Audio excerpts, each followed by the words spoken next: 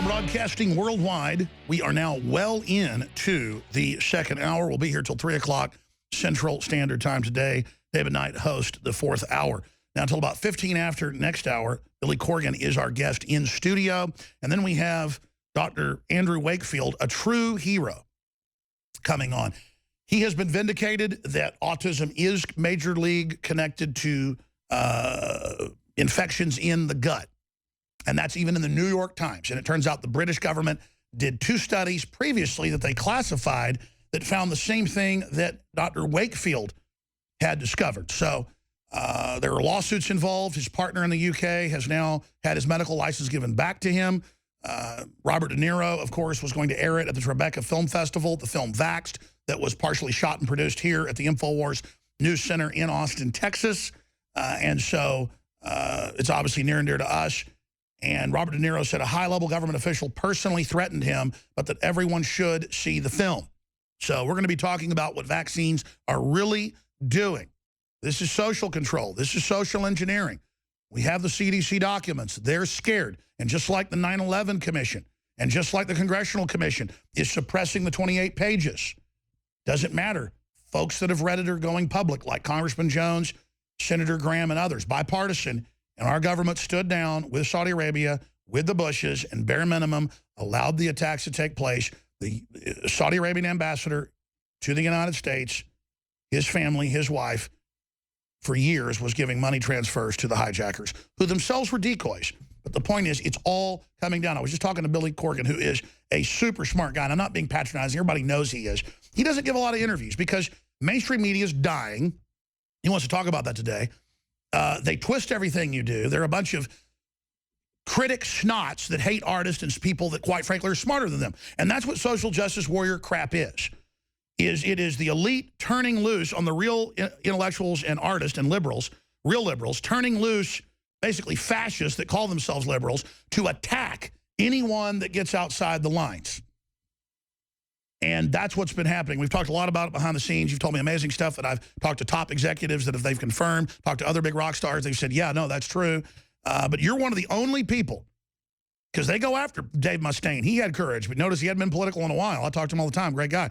You still go public, even though when you come on, they come after you in hundreds of publications, but they're out of bullets. They're discredited. I mean, it's an honor. So I'm going to try to shut up because I get really excited when we hang out because your energy level is really good and it resonates with me, to talk about the state of the world. But you were really, during the last 5 minutes when we were on break, crystallizing so much. So I don't want to repeat what you said. I want to give you the floor, Billy Corgan, to break down here in studio in Austin, Texas, founder of Smashing Pumpkins, so many other successful bands. What is it, 40 million albums sold? You've got Smashing Pumpkins, Nexus.com. Just, really the last decade exposing global tyranny, or longer. You've been doing this for more than 2 decades. Where are we currently, in your view, as a species? Where is the planet? Why is everybody talking about the fact that they see a quickening happening? That's A. And then B, you said, look, I'm on a mission. This is what I want to talk about today. So you got the floor. Great to see you. Thank you, buddy. I don't know how to follow that. You're so kind. Let's start here. For a while, I've been thinking about making a documentary about America, and it went from an idea that was maybe going to go with the Pumpkins album to now we're talking about trying to find a partner to make it a sort of a series in what's like the new model of television, like the 8-part, like the, there was that, everybody's talking about the making of a murder, it's like the kind of the new version of TV. It's like binge watching 8-part, so we're looking at that model. So that's exciting because that takes it out of the typical 90-minute thing. So I traveled across the country in an RV writing songs with a buddy of mine who's a vet, 2 tours of Iraq, and another friend of mine who's a professional wrestler, good friends, and went around and interviewed a bunch of people about America and tried to have a conversation with people above the political discourse and above the cultural discourse, which is very, very difficult because the way most people relate these days is it starts with Obama this or Trump that, or did you see what so-and-so said about somebody else? Getting people to talk about America from a heartful point of view, their ancestors, which you talk about a lot. You've inspired me along that path too, to talk about their feelings about how they view America and whether the America that they grew up believing in or not believing in is real, or was it ever real? And what I found, it was really fascinating because I talked to people from every type of background, that most Americans have a very shared conception of what America means. And the two things that I heard over and over again were opportunity and hard work. That's something they learned from their ancestors. That's our ethos. That is in the American DNA, I would argue. And so what is often classified as a racial component or a class component is antithetical to the foundation of the country. Is we came here to build something that was literally an opportunity. Now, when you say that, of course, there are people, start with the Native Americans, who were disenfranchised along the way. So that vision of opportunity has continued to grow. And now we've reached another critical mass point in our nation's history where is the line of expansion in terms of immigration, in terms of tolerance, in terms of welcoming, in terms of welfare sustainability, where are the lines? So talking about that more in the symbolic 250 plus year arc of the country. So transcending the divide and conquer. Yes. Jamming. Absolutely. And it's amazing how when you talk to, and I would encourage anyone to have these discussions with themselves, when you talk about what America really means to them, there's a lot of love left in people's hearts for this country. That surprised me because the general feeling is we're a nation in decline and we're about to go boom. You talk to some people and they don't think that. They think this is just another, bump in the road. The reason we're in decline is the robber barons admit they want a monopoly. They want to end prosperity. They want to end an expanding pie because they want central control, and they're scapegoating capitalism for what they're really running, crony capitalism. Right.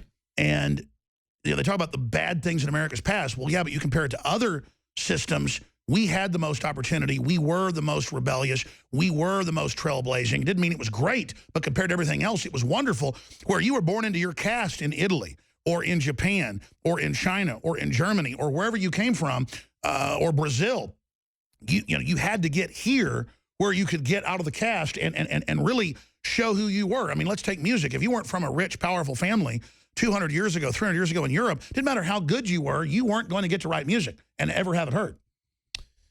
I would still argue that we are that country. It's so, and this is something you and I talk about. I think that you're fantastic.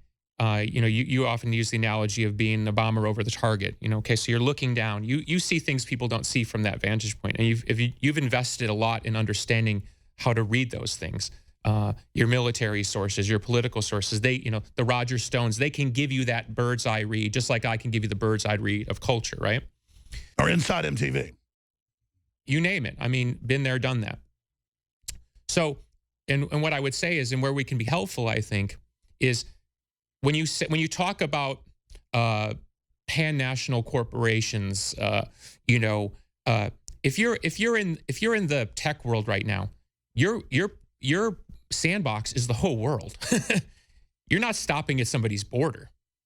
And this is why even starting 5-7 years ago, you started seeing those tech companies start cutting deals with communists and fascists and whatever type of governments, censoring, being willing to do whatever, because that's their playing field. Now they'll sit there and wink and say, we're going to democratize the world. I think most people, and particularly your audience, know that's a bunch of BS.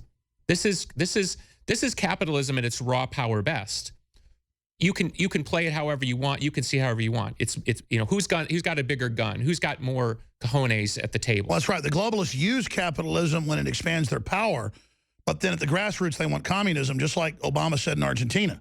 He said, multinationally, we're going to have capitalism. Locally, we're going to have communism. I mean, when you have the President of the United States telling people in another country, use whatever political system works, I mean, that was a laughable moment. You sent me a couple articles dealing with this, how President Obama is, quote, scared of Google. Well, there was an article, I think you guys maybe even ran it the other day, about a movie producer, a gentleman who was Expendables 3, and he basically has come out and said, why is the Obama government, which is a liberal government, very in bed with Hollywood, why are they not going after the systems that help exploit movies and disenfranchise people who've invested a lot of money to make the movies, not to mention the crews and everything and all the unions involved? Why are they not protecting those people? Because the tech companies look the other way on the illegal downloading of materials. We have the technology right now to stop the transfer of illegal music or pirated music and pirated movies. They could do that tomorrow.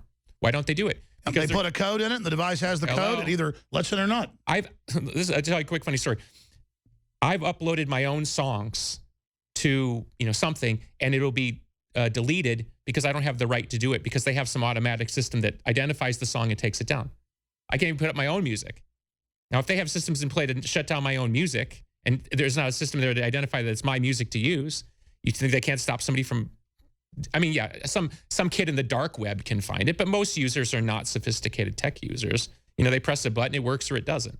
I said I wouldn't do this, but I'm skipping this one network break so we get more time with Billy here today. I know that causes them headaches, but we're going to skip this network break right now. For some stations out there, most stations do end up carrying all of it because this is a network break. Billy Corgan is our guest.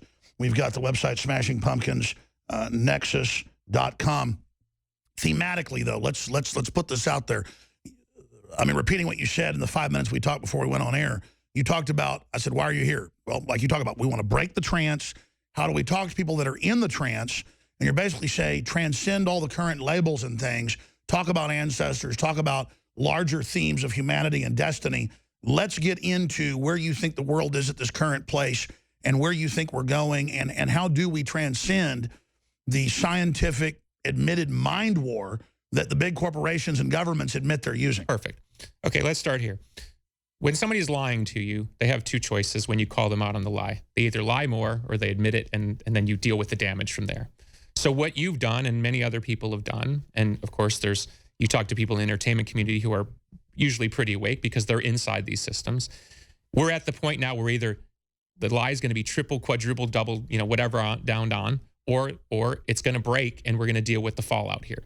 And the election has now become the critical mass point. The catalyst. When you see the forces at play, I'll use your term, uncloaking.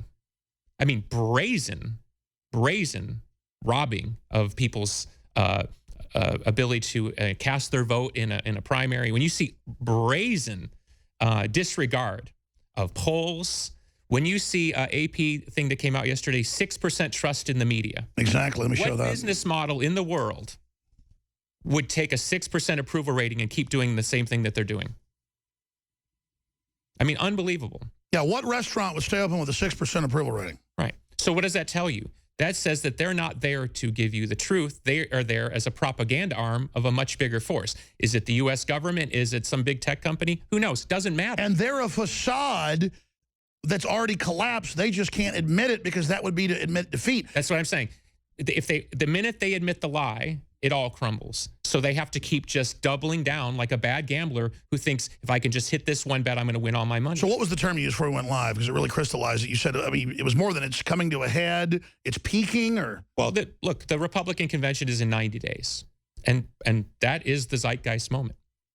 That's the zeitgeist. Everybody's got to be there. I don't know, because listen, we live in a digital construct as much, which is why I think you were so prescient in calling this the Infowar. Yes, I mean boots on the ground in the literal sense of the word. How dare you touch that microphone? Slap it around if you want. Boots on the ground. Corgan abuses electronics. That's sorry. Go ahead. No, but I believe in political dissent when it's focused on real objectives, right? If you feel like you need to be there to let the world know that you care about something and you want to peacefully be involved in the process, I have no problem with that. But let's go back to what I think is the more salient point. Most people, especially listeners to this program, are conversant in the themes that you deal with daily: the mind control, the propagandizing, the willingness for governments who are supposed to be our elected representatives to literally disregard poll after poll after poll that says they want this and that. And they've now reached that point where it's a total wall of lies. And they're busy buying armored vehicles and building command bunkers. I mean, like they know it's all going down. Yeah. So if you're on the side of the fence that we're obviously on, which is this is all very transparent to us, and you accept that probably 25 to 35% of the population is either asleep or doesn't want to be woken up. So what can you say to the people who are awake, are engaged, and wonder what they can do? I think that's the more salient point, and I think that's more helpful. Because so I'll start with something that I tell people when I talk to every day I meet with fans before the show, and they often ask me, like, what can I do? You have to stop clicking on things. You have to there's that stop feeding the propaganda media. Right. Okay. There's the old saying, vote with your feet. Okay. What did that mean? Vote with your dollars. Vote with your time. Yes. So when you click on something that you think is free, it is not free. You are, in essence, disenfranchising your own power by giving somebody else power because they want you to click on that stupid thing because it actually means something. Now that system, as the article came out the other day about BuzzFeed kind of hitting the wall, we're seeing now the fatigue of the clickbait society. You know, I mean, I'm somebody who they make headlines out of the most stupid stuff. It's unbelievable. They literally will troll everything I will say and they make headlines. And I say to people all the time, why do you think they're making headlines? They're using me as a character. I wish you'd tell people, because I know you're a really private guy, some of the inside baseball you told me, because I've talked to so many other big rock stars from the early 90s, mid-90s, when you all get called in, they tell you the new direction, you and a few others say, hell no, and then suddenly they won't play you. I mean, it literally comes down to that level of control with people that won't sell out to the system. Now, that's why I know that George Clooney and all these other people actually know what's going on. Leonardo DiCaprio, they get up there and say what they're supposed to, or they are blackballed. I mean, well, let's look at it from a slightly empathetic point of view. And I'm not here to say anything about it. Oh, I'm not bashing them either. They're slaves. You not a slave. You stood up for it and been. You are one of the few that's continued to be successful, though, despite their support. But I mean, just the last 20 years on air, they just constantly attack you randomly for nothing because they're scared of you.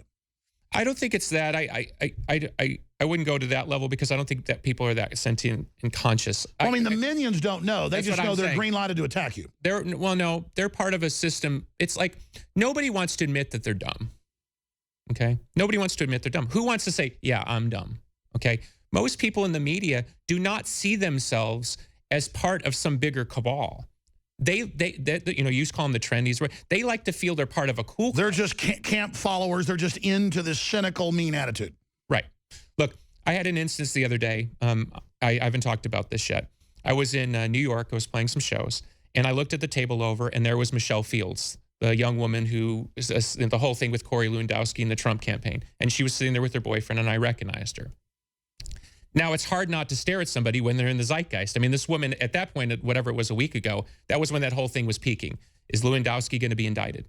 When you look at an actual human being, you know what I'm saying? You humanize them. Yes. She's not a symbol. She's a young woman sitting there, you know. She is who she is. I don't know her. I don't, you know, it's not my moment to judge. It's my moment to look and say, there's a real person who has a real belief. I don't think that's somebody who's walking around feeling, at least this is my own intuition, that they're part of something. Some master plan. I don't think it's that sophisticated. They like to go with a particular flow. Sure, she's a drama queen. She wants to be successful. So he does grab her, so she escalates it and goes along with the hype. She jumps in the river. Yes, the opportunity exists to be rewarded for something, and they don't realize that they're actually sacrificing themselves at a sort of more satanic altar, if that is, you know, just to be a bit dramatic about it. In essence, you don't realize that your participation in a particular way. So if you talk, it's just like clicking.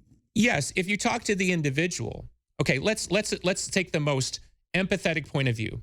This young woman felt in her heart's heart, that she was assaulted. Okay, let's take that as complete truth. The minute she crossed into certain territories, she becomes somebody else's pawn. I doubt you could sit her here and she would tell you she's a pawn. At some point, I woke up and realized that I was a pawn. And so my natural human instinct was, I don't want to be anybody's bitch here. I don't want to be a pawn, excuse my French. I don't want to participate in something that I know will ultimately hurt my children and their children. You want to be conscious, free will, not a robot.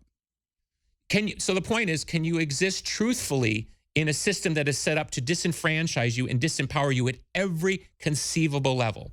So let's take the soccer mom. She gets up in the morning, she drops the kids off, she comes home, she puts on her iPad, and she's clicking through, and here's Apple's sorting all her news. So she's already one layer in, is already under control.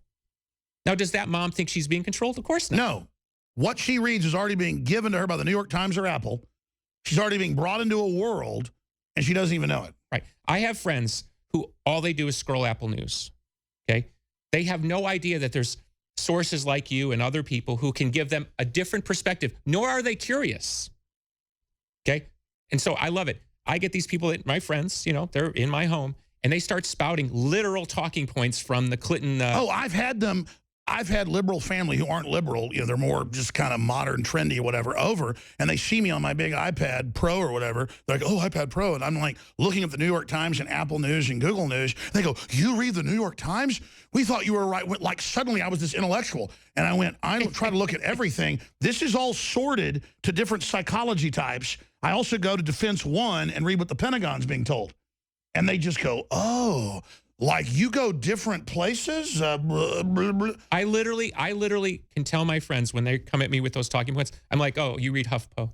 Yeah, exactly. Or you're a BuzzFeed or you're a Reddit. So, again, taking it back to the street level. Show them how they're we got to go to break, but go ahead. That's perfect place to leave it. All right, I get what you're saying. Billy Corgan's thought a lot about how to get people out of their trance. He's talked to millions of fans over the years, hundreds of thousands on the ground. How do you get people that are already caught in a trance out of it? How do you break the trance? I mean, that's the question. Billy Corgan, how do you break the trance of the modern sorcerers that have enslaved our planet? This is key. InfoWarsLife.com. Can I jump in here? Yeah, sure. You don't know this, but I use a lot of your products. I literally couldn't tour like I tour without your products. I mean, I'm doing a free commercial here. The products are fantastic. I didn't know this was going to happen. Well, please tell folks about them because, look, I set out to come up with the least expensive, super high quality stuff. I've got 3 big top organic firms in the country, you know, the top names, Threshold, you name it. And they go, no, nobody else comes to us with formulas with this much stuff in it. It's all just about hype. We want people to put out stuff like this. And so we really have tried to put out the very best stuff. What's been your experience? I use X2 iodine every day. Fantastic. Keeps me from getting sick on the road. I've used Super Male Vitality. I use probably about 4 or 5 of your products fairly regularly. I mean, I can say this from my heart, the highest quality. I've been sort of on the healthy side of living for about 15 years. It's very hard to find products of this quality on the open market. Well, thank you. I'm really proud of you because I think that's been one of the best things you've done. Well, thank you. I mean, not that I'm Mr. Healthy. I got where I didn't care about myself, got depressed about the New World Order, kind of saw myself as expendable, gained almost 100 pounds, was just falling apart. And as I slowly got back into health and stuff, I was trying to find the best, you know, vitamins, minerals. Plus, I had sponsors that were doing it. And you know, it's very difficult on the open market. What's the right vitamin? You know what I'm saying? Well, here's why they do it. With California standards so high that almost nothing's perfectly clean. I mean, there's more lead in the air, as you know, than there is in, you know, in a tomato. That it's hard to, so all the time we don't have the product and are sold out because we'll get batches of supposed stuff. It's contaminated. So we have to sit back, return it, sometimes get the lawyers back and forth. So that's why we're sold out half the time. So I get why companies don't put out perfect stuff because you basically can't. The planet's so contaminated. But again, I think that this part of your, to use your term, operation, I think is really, really great because this is, we're sort of in this subject anyway. How do we support people to get themselves right mind, body, soul, so they can fight this, you know, we all go through this. We look sometimes, like if you're people like you and I, and we can read the bigger sort of zeitgeist stuff because we're in it. You know, it's oppressive. You know, there are days you wake up and you're just depressed. You just want to go outside and have a good time and play catch with somebody. I agree. You don't want to sit around and think about how somebody's, you know what in you every second of every day. And that's the part is when you get angry, you know what I mean? And I think this is very important. When you get angry sometimes, you know, maybe it's not the most flattering thing to do, but what you are doing is you are helping break that trance. You're saying, this is the proper reaction to what is happening to me as an individual, not as a public personality, as an individual, as a father. This is what I'm feeling when I'm looking down the road at what I'm seeing. Exactly. I'm trying to respect people and show how I really feel. So as I'm upset, I'm panicked, it feels claustrophobic. After I've read 100 articles where they're just throwing it in our face, I really blow up because it's real. And let's not forget, there's a lot of mocking behind that, which kind of also serves up the social justice warrior stuff. And there's a mocking tone there. If you think somebody's dumb or uneducated or a bigot or something, mocking them is usually not the best way to get through to them. Yeah, you're absolutely right. Well, specifically, again, Billy Corgan's our guest here. We were really getting into some hardcore issues during the break. We're talking about social justice warriors who I fall down to their level because they're so hateful, they're so dumbed down, but they are victims brought up by this culture. I'm not, either young people are super awake or they're super dumbed down. The statistics show lower IQs, lower brain activity, near trance state. That's mainstream news. we were talking about that, but still when they're spitting in your face, attacking your reporters who are really real liberals like Rob Dew and people. I mean, these are real liberals who really love everybody, really care about everybody, really care about free speech, really care about open elections. And there's little arrogant 20-year-olds spitting in their faces, screaming at them, you hate me because I'm a tranny. And it's just this made-up thing in their head when we don't hate them. What do you, I mean, how do you transcend this? Because I personally just get mad and want to punch them in the nose. Well, there's two schools of thought. One is they're gone. You know, they're Maoists. They have the little red book in their hand. You're not going to get them back. It's a cult. It's a cult. And the only thing that's going to adjust their ideological fixation is reality. I predict that this hashtag generation, because look, for everyone that's out there spinning their little New Year's toy in your reporter's face, and I've watched those clips, and I'm horrified as somebody who believes in free speech and is an artist, because those people are going to be coming for me. Let's face it. It may not be tomorrow, but it's soon enough, because I said the wrong thing on the wrong day because I was tired and didn't take my X2 that day or whatever. You know what I mean? It's like to live like that, to live where every word is a landmine. You know what I'm saying? It's not the world I want to live in. It's not a liberal world. I grew up a liberal. So it's odd to me. The liberals I knew were always like, talk about whatever you want. Get it all out in the open.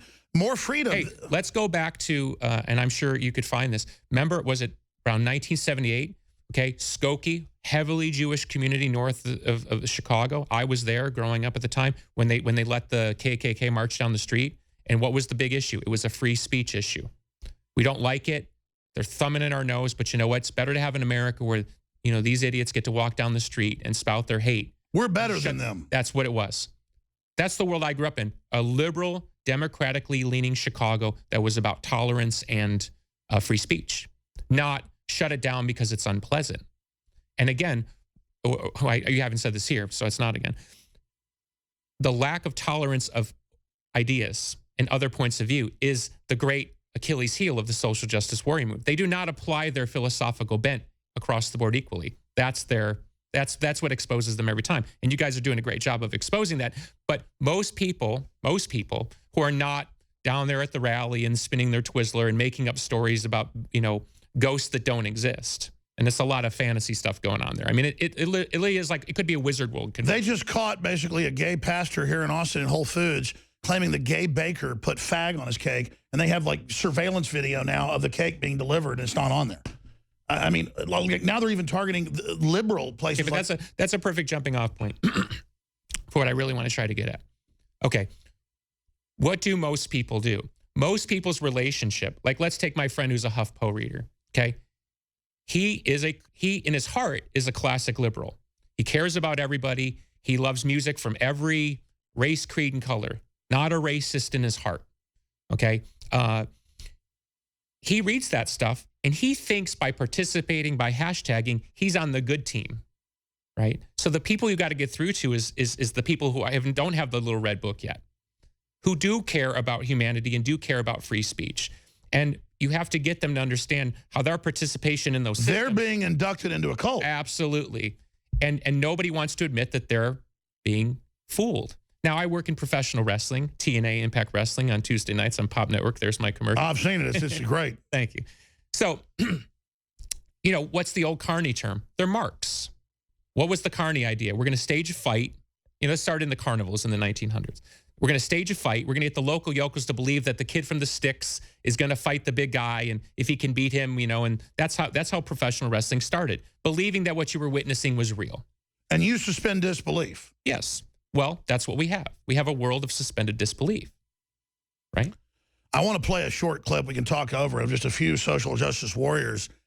And what's amazing is people will talk to them and go, listen, I don't even support Trump, but I support free and open elections. What about Bernie Sanders? And they just spit in our reporter's face and spit on somebody else just because they just want to hate somebody. And they literally are like a dumb Klan guy that just pulls over on some black guy walking home from work and kills them because they're black. They want to just project something onto you. Let's flip the script here for a second, okay? And this is I'm going to try to say this in a sort of hypothetical Star Wars holodeck type of way, okay? If we could transport back to a much more racist. I'm not saying America doesn't have a racist bent. Let's put that out there to start with. But let's go back to a time where racism was accepted. It was institutionalized. Okay, if you could go back to Selma, 1932, and the Klan member is spitting in some person of color's face, don't you think that guy thought he was right too? Yes. Okay, so how is this any different? It's not. And then you realize America had its problems, but the media doesn't teach. Every other country had stuff worse usually. But to look to the media to educate us we're stuck on Cronkite. And even he was part of the deal. You know what I'm saying? We have to understand, we have to be our own judge and jury here. Well, George Washington wasn't allowed in most of the private clubs or businesses where you had to be given entree to even operate as a landowner. So he was going under something lesser than, quote, black slaves. The point is that it was his will to be on an equal playing field that helped lead that revolution. So it's just all these forms of class and control, whereas it should be about free, open, human dialogue and free association. Look, I work in a very rapacious and cruel business. I'm 49 years old, and I'm 30 plus years in the game. I mean, I'm on the 0.00001% of the survivor list. Okay, it's a brutal business. It's a brutal business, and I'm not asking for. And by the way, you look of the best I've ever seen for a rock star in this 30 years. Oh, God bless you. My God, that chews them up. You're a handsome man. No. You're healthy, man. It's true. Thank you. So what I'm trying to say is, I personally, even though I don't like it, I personally don't mind a capitalist society that leverages its power based on opportunity, because I believe in any socio-political capitalist system that existed, America has provided more freedom for more people for the longest period of time. So are there losers in that game? Yes. And at some point, even I'm a loser in that game. But I believe in that system more than a system that would be gamed for me. I would sell more records. I would have more opportunities if I would turn into one of those. Sure. I was offered first $2 million a year, like 18 years ago, and then $5 million, and then even more.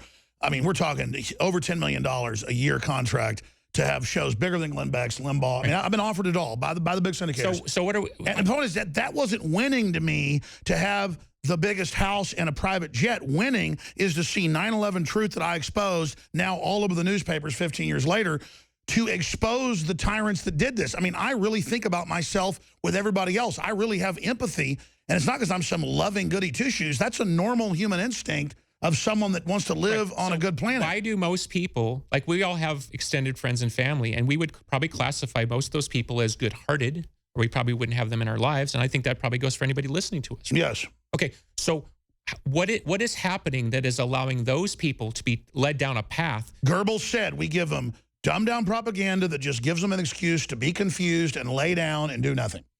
Okay, so if you're trying to come at it from a different angle, because we see the rise of this social justice warrior movement as another propaganda kind of control arm, right? It's here to control us. It's the Maoists. Here they come, and they'll use kids, and they have no shame. It's classic tyranny. Okay, right. So what is allowing people who in their own hearts have a differing opinion to be led down this path? It's a collectivism. It's a peer pressure. It's shaming. It's guilting. It's like gang member stuff. They're young. They're uninformed. They take them to the college. They put them under pressure. They send them to groups. But again, that stuff can exist against a majority who deep down doesn't really truly in their hearts believe. So liberty lovers have to reach out to young people. They have to get involved in the community. They have to go be part of the student groups, whether it's Boy Scouts or whatever it is. We have to reach out. We have to go to the colleges. We have to volunteer. We all have to go and reach into these groups and break the centralized control that's coming in. Is that what you're saying? And stop clicking the pop culture? I think there's stuff to be said there, but I think for most people that's probably more effort than they can make, because it's not a great economy and stuff like this. I think you have to look again, back to the Infowars thing.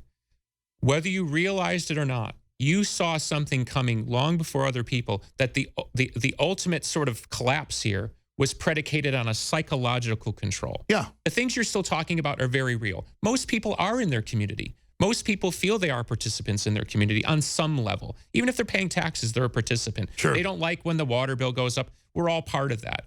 I'm talking about a more collectivist concept where, you have this merging of technology, the new robber barons, you know what I mean? And I know some of them personally. I hang out with them, so they're not real to me. Sure, and they go along with the bigger robber barons because the minute they get out of line, they get crushed. Right. Okay. People don't know the ultra-rich are the most controlled. So let's most cloistered. Let's break it down. Yeah. So that anybody walking down the street listening can understand what we're saying. At the highest levels of power, should we blame power for being powerful? Or should we blame the powerful being powerful? Most people are not powerful. So when you talk to them about these things, even though they can relate, and maybe they even have a personal reaction, there's not much they can do because it's the Borg, to use the Star Trek word. It's the Borg. So if you don't realize you're supporting the Borg, yet you feel oppressed by the Borg, the next natural question is, well, how do I not support the Borg? So that's it. How do we begin? None of us are perfect to pull out of the system. Yes. Plant a garden. Go to the local swap meet. Sorry, I don't, that's important. And I don't mean to diminish what you're saying. No, go ahead. We're talking about the technocratic part of this equation. So how do we engage there? Okay. Pick your favorite company. Doesn't matter. I'm in these systems, right? So I have to dance carefully around these subjects, okay? Pick your favorite system and follow the money. Follow the money.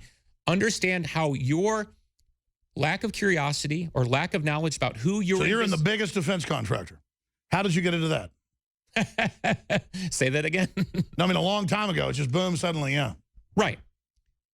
You have to look at the systems that you engage in.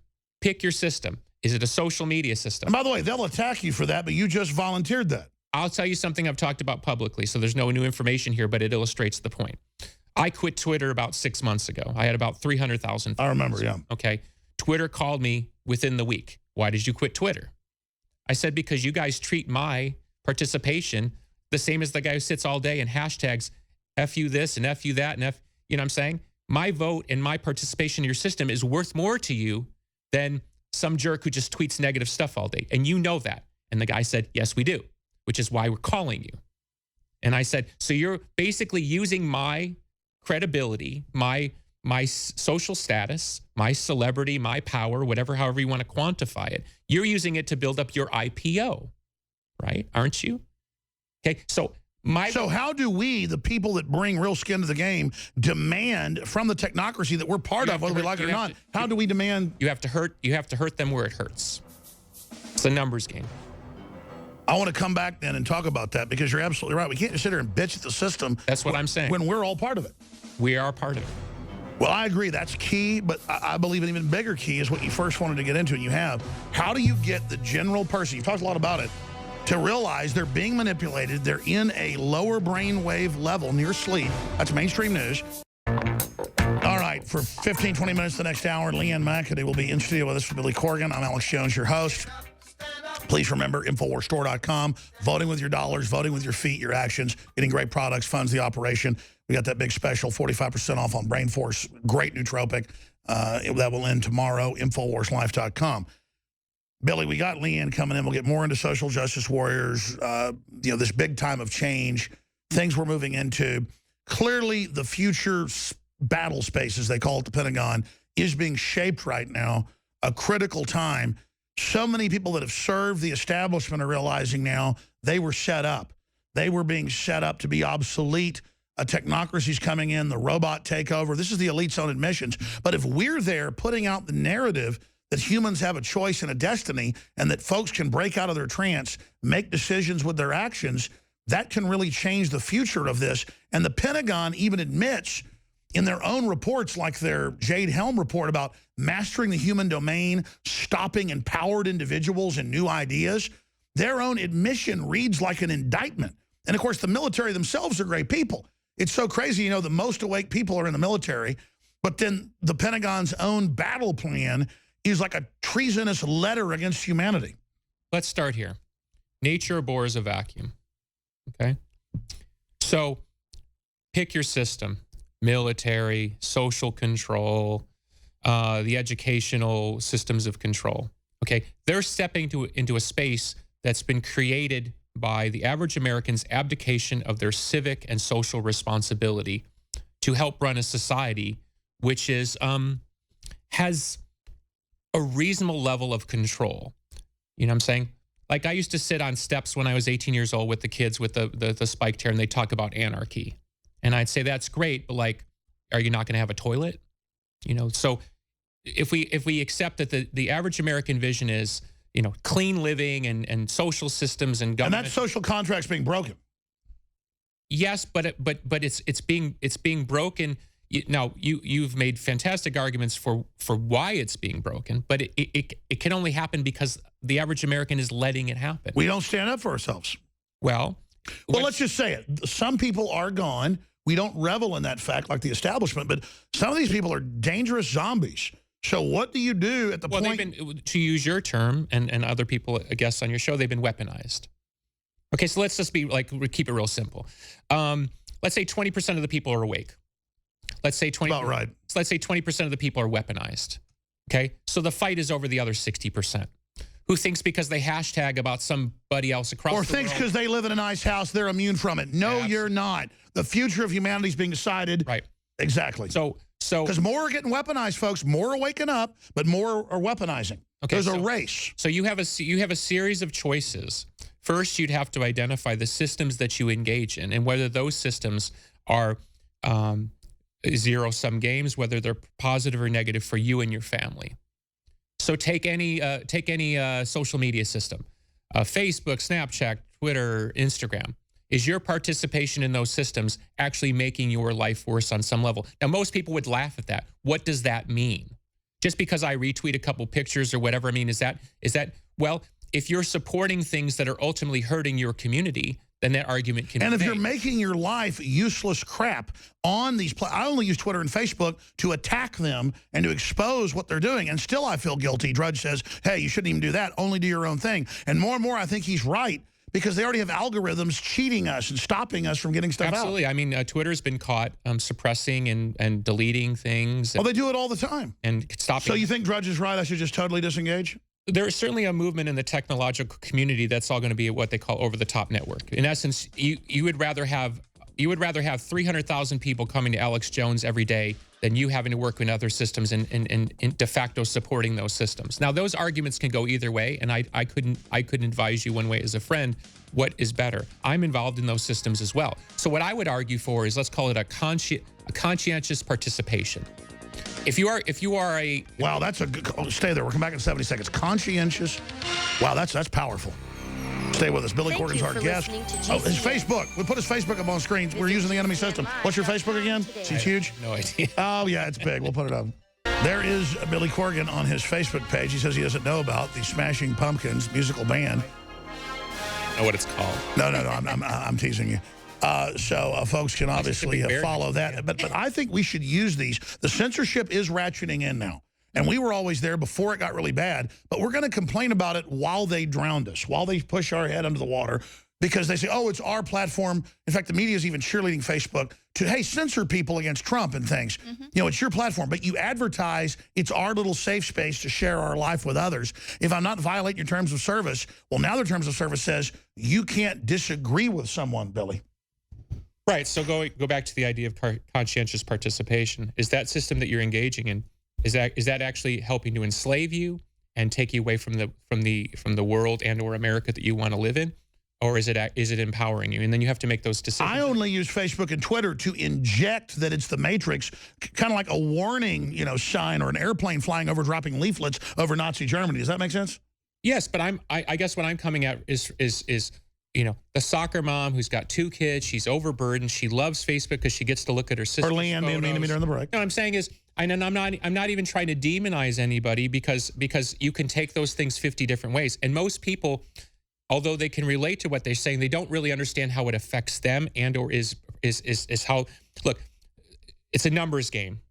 If 10% of people left any social system right now, that would be critical damage against those systems. I'm not calling. You're talking about like a Facebook strike or a Twitter strike until they start behaving better. We need to use our power. Look, I'm talking about people understanding that they have a lot more leverage in the system than they think. Right. Okay. So is your leverage to leave? Is your leverage to call for a boycott? Is your leverage to band together and try to create your own movements like you do, using those systems to your benefit? Not reducing yourself to what you would call the enemy, but actually rising above and calling for a higher conversation. So, for example, we can get into the minutiae and the weeds of every... So tell Facebook you can screw me, but use some lubrication. I'm not participating. Oh, that's a joke. Okay. Now you took me off my game. I'm sorry. I was so dialed in. Focus. Go back. I don't know where to go with that. I don't. No, I mean, we have to somehow leverage the fact that we exist on these platforms and not just let them program us. Right. Well, when you're finding out that they have been subverting people's tweets and hiding conservative voices that are out there. Sorry, I interrupt you. I remember what I was going to say. Look, the critical, if we want to kind of loop together social media structures, the social justice warrior movement, and all that kind of stuff, and even the rise of let's call it this other voice in that sort of discourse, which is using the sort of the old leftist tactics now on the right side, the Breitbarts and Dr. Savage, who's now risen to a prominence after a long and distinguished career. Okay, what stitches that all together? Free speech. Mm-hmm. Free speech. Once we lose free speech in this country, forget it. It won't matter what we think. When Drudge visited, he said, look, they're coming after free speech next year. This is next year. I was listening that day, and I think that was probably one of the most important moments in the history of your broadcasting. Because that shows you that he sees something, you see something, and together it's like that, what they call that multiplier. 1 times 1 equals 100. You and Drudge on even the same wavelength, even if you guys don't agree about a lot of stuff, you guys on the same wavelength, that's the power. That's the force multiplier. Huge amplification. Right, but what is the common stitch there? Free speech. Once we give up free speech in this country, it is over. It is over. And that's what the social justice warriors and the new left are pushing. They're weaponized anti-free speech. Right. Well, how does that make you feel? Weaponized anti-free speech. Billy Corgan warns of weaponized anti-free speech. Watch the clips. I am horrified to see young people who are coming from a variety of backgrounds, and you could argue, maybe even feel they have a right and/or a true story to feel that they're victims in a culture or a system that doesn't recognize their participation as it should. Those are important and relevant discussions that are ongoing in America, and will probably, hopefully they will end one day, but they won't end in our lifetime. All right, stay there, and Leanne's going to pop in on this on the other side. Follow them on Facebook. I know why they want us in a trance, though. To be alive, I'm not bragging. I'm like, I did drugs here and there in like high school and college a few times, and they didn't really boost but being really alive and involved and knowing what's going on, I like bounce off the walls. I'm like high. I've had 1 cup of coffee today and some fruit punch. I mean, I am literally bouncing off the walls because it's so exciting to be talking about 9/11 truth and now seeing it be top headlines, and be talking about autism caused by stuff happening in the gut, and to see it now in mainstream news. I mean, we really are seeing victories for humanity. The government, the FDA has come out and said take fluoride out of the water 2 years ago. They haven't done it yet, but it is success. Billy, you've dropped a lot of bombshells during the breaks. Recap some of what you've said about my generation, your generation versus some of the new generations, where this battle is. Then Leanne McAdoo, jump in here, because you're going to be interviewing Billy for a special report we're going to air in a few weeks. Well, again, I think when we're talking about most people that we know, the people in our families, our extended families, they don't see their participation in this.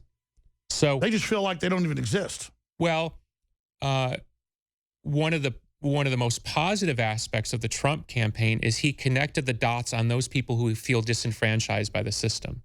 They look, and these are people in my family too, whether you agree with the political ideology. They sit there and say, look, I paid my taxes, I've raised my kids, I've worked hard. Why am I being asked to carry some additional burden here? Like, why are we not having this conversation? Why am I being guilted into something? Why am I not celebrated for working 60 hours a week for 40 years? Why is, and you and I have talked about in the past, the disintegration of the family vis-a-vis the media culture. The man is always dumb and made fun of, and like even commercials where people get like electrocuted. I mean, what kind of culture are we in now, where it's like funny to watch somebody get electrocuted? And oh, by the way, buy insurance. That was one. Well, I'm not bashing transsexuals, but they have this RuPaul thing where she's driving race cars and eating fetuses. It's just all this celebration against life. Again, what can the average person do to not assist something that they consciously or unconsciously are participating in this? It's actually hurting them. So realize there's a system hurting you, figure out how to not be part of it. That's the beginning of coming out of the trance? Yes, because then you start to see how you've been deluded. Look, nobody wants to admit that they've been had. Let's go back to the wrestling analogy. Nobody wants to admit they're a mark. If you go to a wrestling event and you know it's not real, or you go to a movie and know that they're not actually flying in a spaceship next to Quantar or whatever, you're part of the game. You're laughing along. Clandathu. What's that? Clandathu. Thank you. But a lot of people literally think it's real. I guess so. Okay, but wait, stop. So when they watch the political system playing out as it is now, they think that that's real. They don't realize that that's a CGI. What's going on in the presidential campaign is just as CGI as anything else. Sure. So as the facade drops, what's going to happen? Well, the people in control are either going to double or triple down on the lie and spend a lot more capital and energy to convince you and you and you and they that no, nothing to see here. You use that joke all the time. Droid, move along, that whole bit. Okay. Or, because look, once you admit to a lie, you know what hits the fan. And this thing has been puffed up to the point where when it goes, it's gonna be very messy. I agree. Leanne McAdoo, any questions for Mr. Corgan? Well, I just think, on that note of contributing to certain social systems and things, Twitter, for instance, it has the ability to connect a lot of people and create these movements. But we talked earlier about how now it seems sort of the powers that be have figured out how to control those movements, or they see, oh, the zeitgeist, this is happening. So sure, they're testing, steering it, sabotaging it. Right, and so Twitter, for instance, back in the day could get a lot of people out for revolutions. Now they just use a hashtag and they're doing their part. Look, imagine you're sitting somewhere in some central command system like you are here, and you have access to all the analytics.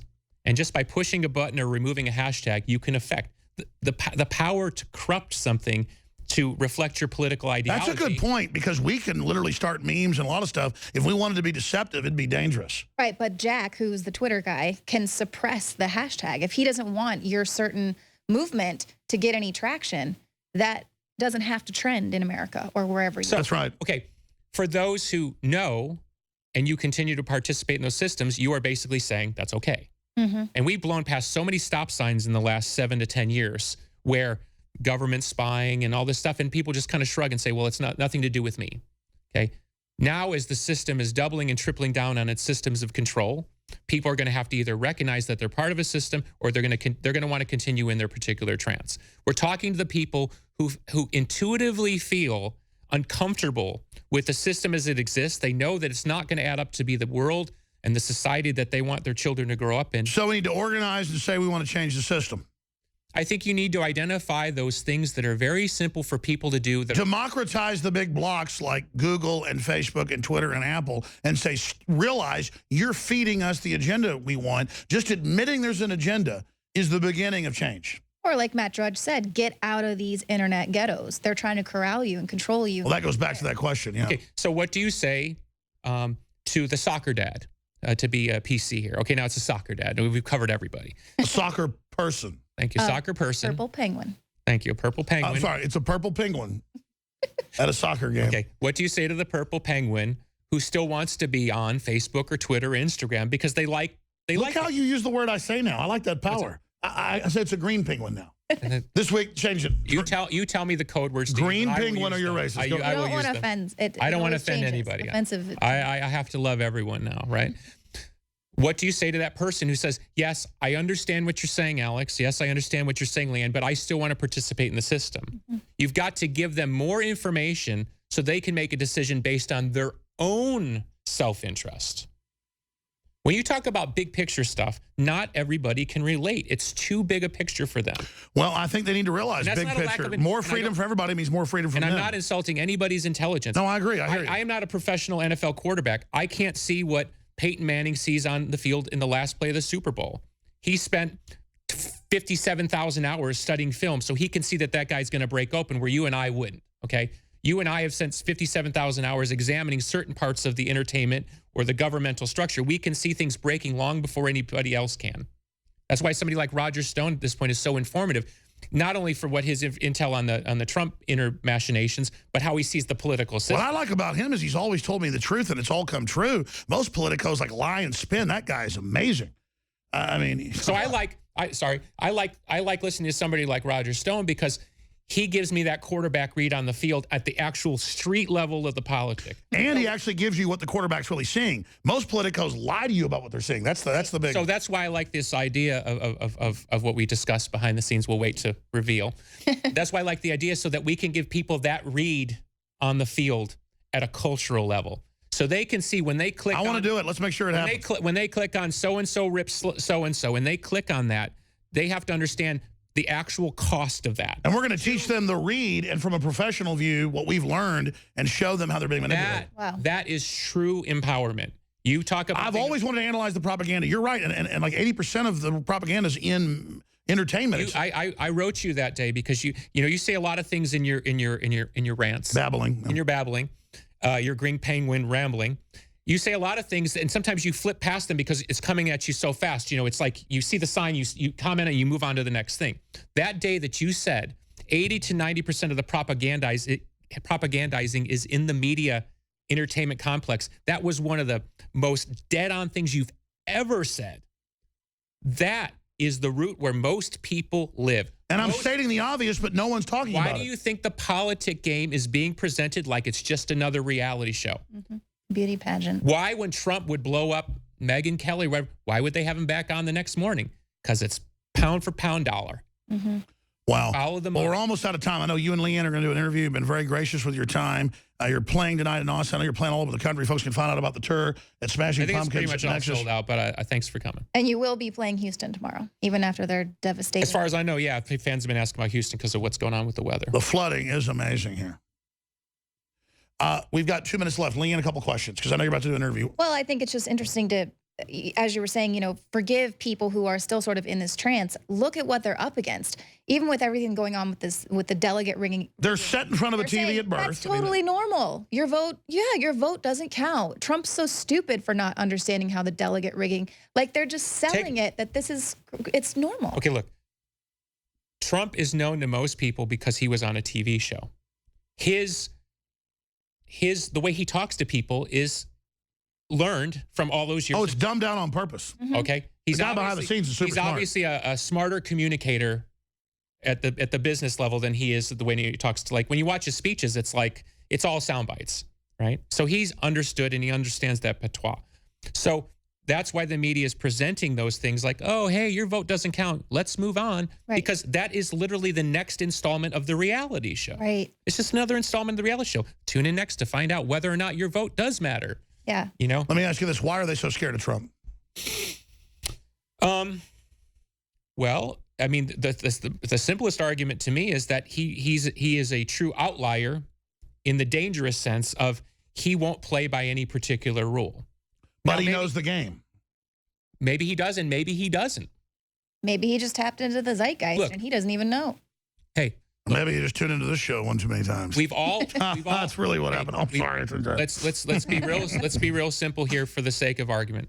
We all belong to a club, a clique of friends, a team, and here comes the newcomer, and they say, we don't know if we want you on your team because you're going to mess up our dynamic. Mm-hmm. He messes up their dynamic. They're like, we've paid our dues. We hijacked and took over the world. Who do you think you are?